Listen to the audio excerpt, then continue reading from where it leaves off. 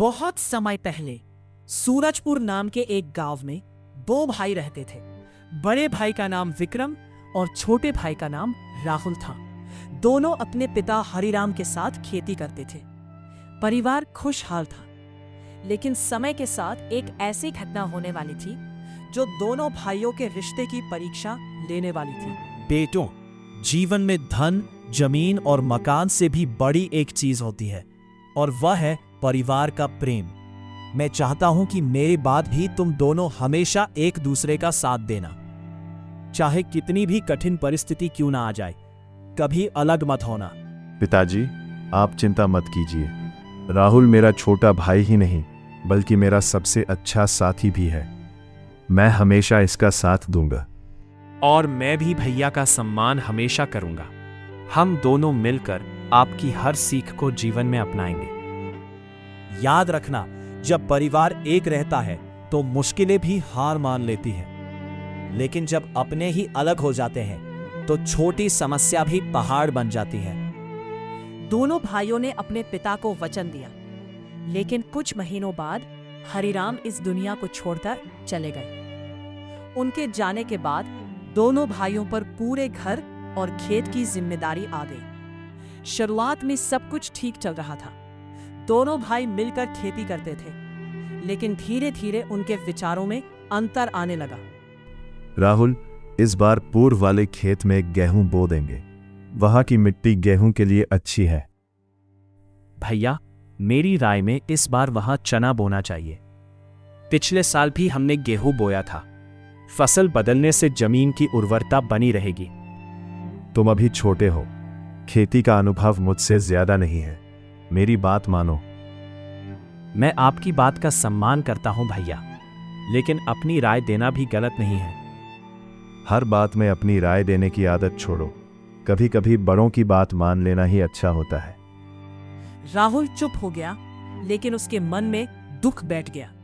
समय के साथ ऐसे छोटे छोटे मतभेद बढ़ने लगे। हर काम में तुम्हें मेरी बात काटनी होती है।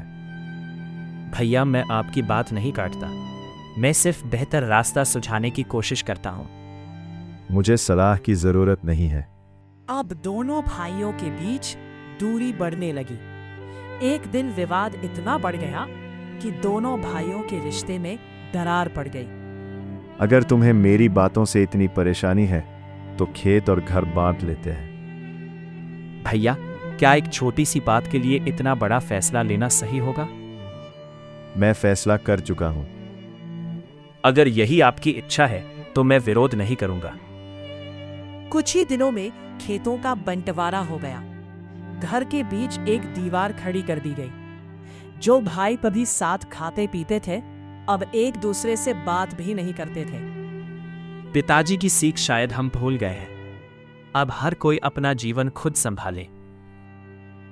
एक साल बाद गांव में सूखा पड़ गया। खेतों में पानी की कमी हो गई। दोनों भाई अलग अलग संघर्ष कर रहे थे। पहले राहुल साथ होता था तो काम जल्दी हो जाता था। अब अकेले सब कुछ संभालना मुश्किल हो रहा है। उधर राहुल भी परेशान था। भैया चाहे मुझसे नाराज हो, लेकिन मैं जानता हूं कि वे भी कठिनाई में होंगे। उस रात राहुल अपने गोदाम में गया। मेरे पास थोड़ा ज्यादा अनाज है। भैया कभी मदद नहीं मांगेंगे, लेकिन मैं उनका छोटा भाई हूं। उनका साथ देना मेरा कर्तव्य है। राहुल चुपचाप कुछ बोरे विक्रम के गोदाम में रखाया। सुबह विक्रम ने देखा कि उसका अनाज कम होने की बजाय बढ़ गया है। ये कैसे हो सकता है? शायद मैंने गलत गिनती की होगी।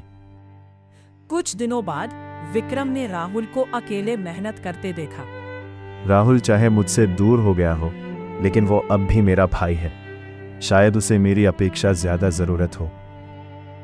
उस रात विक्रम भी कुछ बोरे उठाकर राहुल के गोदाम में रखाया। ईश्वर करे उसका जीवन सुखी रहे। अब दोनों भाई कई दिनों तक एक दूसरे की मदद करते रहे, लेकिन किसी को इसकी जानकारी नहीं थी। पूर्णिमा की रात थी। चांदनी पूरे गांव में फैली हुई थी। दोनों भाई अपने अपने कंधों पर अनाज के बोरे लेकर निकले। अचानक रास्ते के बीच दोनों आमने सामने आ गए। राहुल तुम भैया, तो यह सब आप कर रहे थे? तो मेरे गोदाम में अनाज रखने वाले तुम थे। मैं सिर्फ इतना जानता था कि मेरे बड़े भाई को किसी चीज की कमी नहीं होनी चाहिए। और मैं सोचता था कि मेरे छोटे भाई का भविष्य सुरक्षित रहना चाहिए। दोनों भाइयों की आंखों से आंसू बहने लगे। मुझे माफ कर दो भाई, मेरे अहंकार ने मुझे अंधा बना दिया था। नहीं भैया, गलती मेरी भी थी। मुझे आपसे दूर नहीं होना चाहिए था।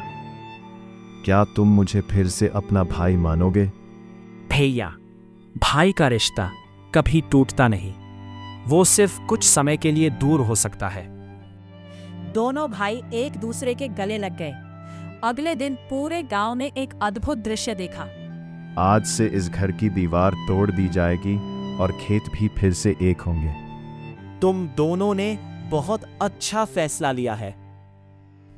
हमें समझ आ गया है कि जमीन का बंटवारा किया जा सकता है, लेकिन दिलों का नहीं। परिवार की असली ताकत प्रेम और एकता में होती है। दोनों भाइयों ने मिलकर फिर से खेती शुरू की।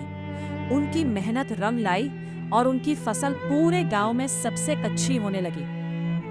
राहुल, याद है वो रात जब हम अनाज के बोरे लेकर मिले थे? हाँ भैया, वही रात हमारे जीवन का सबसे बड़ा मोड़ थी। अगर उस दिन हम नहीं मिले होते तो शायद आज हमारा परिवार बिखर चुका होता। ईश्वर ने हमें सही समय पर सही रास्ता दिखाया था। अब मुझे समझ आ गया है कि धन से बड़ा खजाना परिवार होता है और भाई से बड़ा मित्र कोई नहीं होता। डूबते सूरज की रोशनी में दोनों भाई अपने हरे भरे खेतों को देख रहे थे। उनके चेहरों पर संतोष था। उन्होंने जीवन से एक अनमोल सीख पाई थी। प्रेम, त्याग और भाईचारा ही सच्ची संपत्ति है। शिक्षा, परिवार का प्रेम और भाईचारा किसी भी धन दौलत से अधिक मूल्यवान होता है। जब अपने साथ हो तो जीवन की हर कठिनाई आसान हो जाती है। अगर स्टोरी पसंद आई तो सब्सक्राइब और लाइक करें।